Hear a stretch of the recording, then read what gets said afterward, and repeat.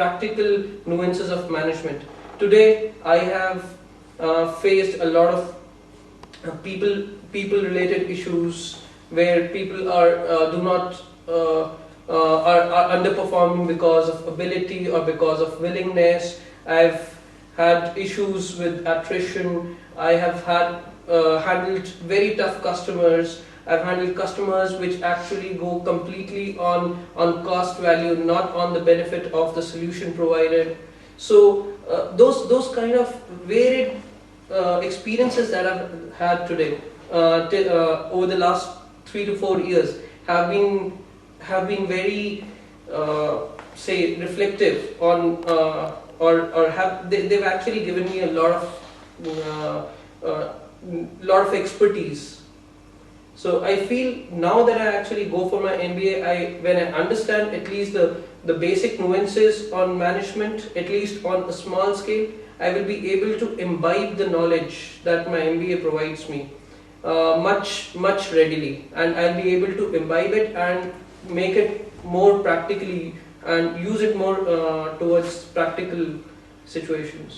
Okay, Mohit, tell me a little bit more about your present roles and responsibilities which you are conducting at your organization, and if it if that answer would entail telling a bit more about your company, please do. Sure. So I'm working for Mindtree, which is a global IT solutions provider, and I work with the IT services division of Mindtree, and within that the travel and transportation industry group. For travel and transportation, which we call TNT, for TNT I am managing a project for the client CETA. Within managing the project, my responsibilities include project planning, project execution, project monitoring and controlling, as well as team management, cost management, delivery management, so quality management. So all these fall as come within my responsibilities. I'm also responsible for the eventual profitability of the project, and but apart from project management, I voluntarily venture into many other activities at Mindtree. I have been very actively involved with pre-sales for TNT IG, and I have contributed to project management trainings and mentoring at Mindtree. I have mentored, I've trained about 47 project managers at Mindtree and have a satisfaction score of about 91% from them. You yourself being a manager, you are training others. Yes. So I've actually had very strong experience on project management. I've gained a reputation over the last 2 to 3 years of being someone who has actually brought about a lot of troubled projects to stability. So because of that, I've actually done a number of internal consulting assignments also on project management, which has helped me, which has basically brought me visibility, and my expertise is utilized across other projects also. Just one small question here. You said that you are responsible for planning, execution, costing, and then eventual profitability. Right. I mean, I faced a situation in my previous organization, in my previous role, that the sales team had bid, a little more liberally, I would say, from the client's part, and the client was exactly, they were more worried about the cost than the value or the benefit, coming from that project. So they had bid, very conservatively, very, the bid probably was less than 1/10 of the actual cost of the project, or maybe the other people who were bidding for it. Right. Then the project team ran into trouble. So what in that situation a project manager could have done? I've actually gotten into the situations myself, wherein the projects, obviously when they're sold, project managers, project teams are not identified, and they come in only later.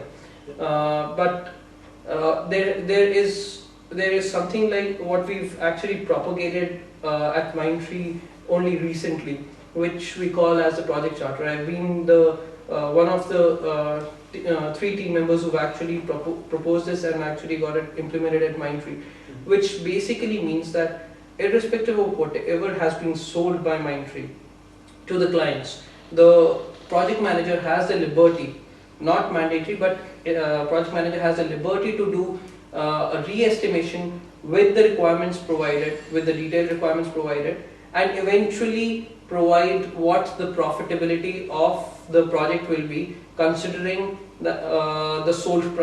considering the price that has been sold. This right up front, before starting the project itself, is agreed between the project manager and the delivery head for the organization, for that particular delivery unit.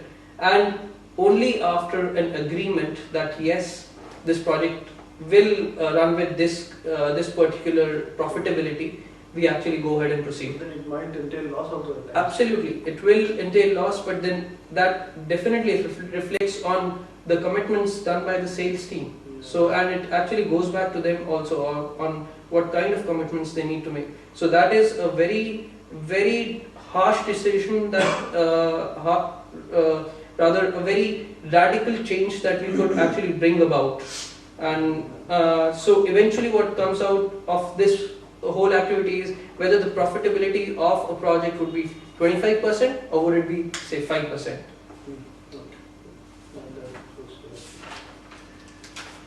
Can you please tell me 3 unique things about yourselves?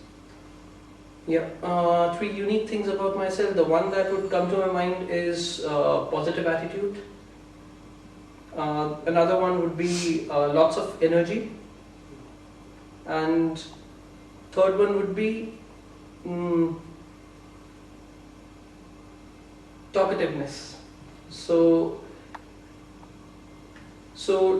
basically, throughout my life, I think optimism or positive attitude has really helped me a lot. Be it when I was actually going for my NDA and secured All India 19th rank, or be it my table tennis, wherein I suffered 2 ligament fractures and still came over those 2 ligament fractures to play table tennis at competitive levels. I still am a part of Mindtree's corporate table tennis team. So to the extent that being very new to project management, I actually started accepting or taking responsibility for troubled projects, which others basically were reluctant to. So though initially I did not have the choice and I had to take them, but later on, even when I had the choice of not taking troubled projects, I actually used to take those troubled projects up and turn them around. So it's only that positive attitude of being able to do it that actually drives that feeling.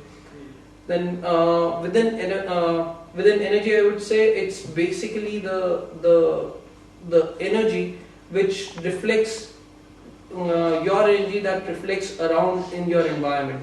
So others get influenced by the kind of energy, by the vibration that you exude. I generally am very energetic, and this is how my friends know me, that I'm always energetic, always on a high, always jumping in to do things and things like that. So energy is a synonym to me. Then talkativeness, this is something that why I mentioned this is that because from my childhood my parents used to say that I'm very talkative, and it was generally viewed as a negative with a negative connotation, that I'm so talkative, and again I spend a lot of energy in talking and all.